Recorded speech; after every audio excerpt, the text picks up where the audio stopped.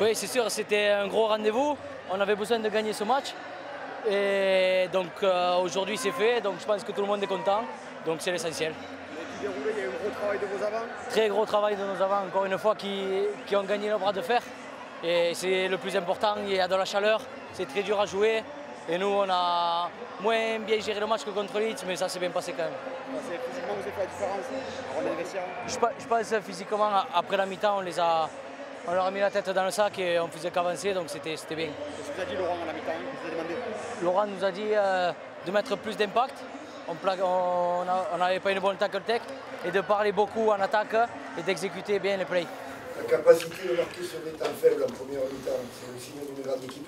Ouais, cette performance est digne d'une grande équipe.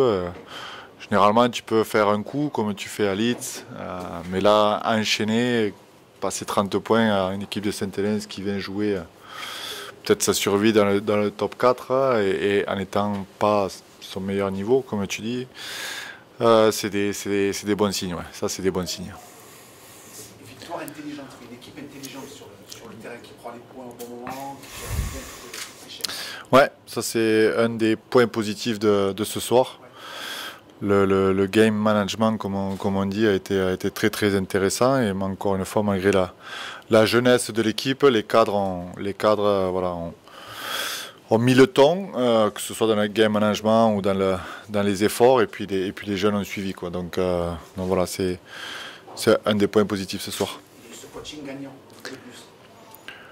Ouais, je sais pas, non, je le dirais pas, mais c'est vrai que les bonnes choses, c'est quand tu enchaînes les bonnes performances individuellement, hein, je parle. Voilà, ça veut dire que tu commences à te rapprocher du niveau souhaité. Avant, quand tu fais le yo-yo, un bon match, un peu moins, c'est là où ça c'est encore une fois facile à faire, mais voilà, être constamment en haut de l'affiche, c'est beaucoup plus dur. Donc voilà, c'est intéressant pour la suite. Le scénario que tu avais imaginé En début de saison ou avant le match? Non, parce qu'il est descendu quand même. Non, j'étais un peu frustré de l'entame de match parce que je voyais Saint-Helens qui avait envie de s'y filer, qui était à la limite des hors-jeux, qui était agressif, et puis nous on n'a pas répondu à tout ça, quoi. Donc ça m'a un petit peu gêné, mais comme j'ai dit à la mi-temps, dans le dernier quart d'heure, que ce soit dans le game management ou que ce soit dans la réponse, ça a été beaucoup mieux avant la mi-temps qu'en début, où je trouvais qu'on s'était fait un petit peu manger par l'agressivité de Saint-Helens. Donc voilà, est-ce que j'avais imaginé le scénario, comme tu dis? Sincèrement, je suis dans une période de confiance et l'équipe également. Alors c'est vrai que des choses que tu ne contrôles pas pendant 80 minutes ou pendant la semaine, mais tout ce que tu peux contrôler, et tu te dis avant le match, bon, ça va être tendu parce qu'il va arriver le couteau sous la gorge, et nous on a quelques jeunes, on a encore des défenses sur les extérieurs où tu changes chaque week-end, ou voilà, tout n'est pas parfait, mais tu sens qu'à l'interne, tout le monde va s'y filer, quoi. Et si tu as ça, et plus quelques leaders, ou les leaders qui sont intelligents quand il faut et qui passent devant, ben voilà, ça fait des belles victoires. Il faut, tu sais, quand tu es coach, tu veux toujours que tout se passe bien, et presque si tu fais pas 50 points, c'est que tu n'as pas eu le bon plan de jeu ou la bonne défense, mais voilà, celle-là, elle est aussi appréciable que certaines. Ouais. L'équipe a laissé passer des points en route sur les transformations. Est-ce que ça peut être gênant pour des matchs au couteau? Non, parce que non.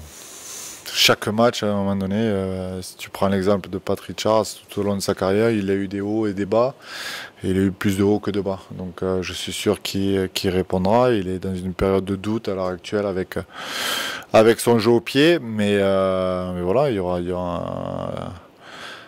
y a en tout cas de la qualité pour le suppléer si ça doit arriver. Mais pour moi, avoir été un ancien buteur, c'est compliqué. Et si tu Ouais, si tu casses du sucre sur le dos et tout ça, c'est mentalement, ça devient très très difficile. Donc je demanderai à tout le monde un peu d'indulgence avec Pat. Et c'est un garçon très très professionnel. C'est d'ailleurs lui qui a donné le ballon à Thomas pour à un moment donné dire ben, aujourd'hui c'est pas mon jour. Et voilà. Donc on continue d'avancer. Justement pour la confiance, parce qu'il y a des questions au niveau du. Quand un buteur n'est pas bien, tu leur laisses prendre la décision à eux ou C'est bon. tu peux l'imposer en tant qu'ancien buteur, parce que c'est toujours très compliqué, effectivement.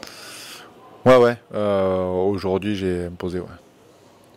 Aujourd'hui j'ai imposé, mais c'est toujours compliqué. Et je suis content qu'au moment où j'ai imposé, Michael, donc, qui est mon agent, qui était mon relais, qui allait amener le message, au même moment, Pat a fait la passe à Thomas pour lui dire vas-y. Donc on était sur la même longueur d'onde.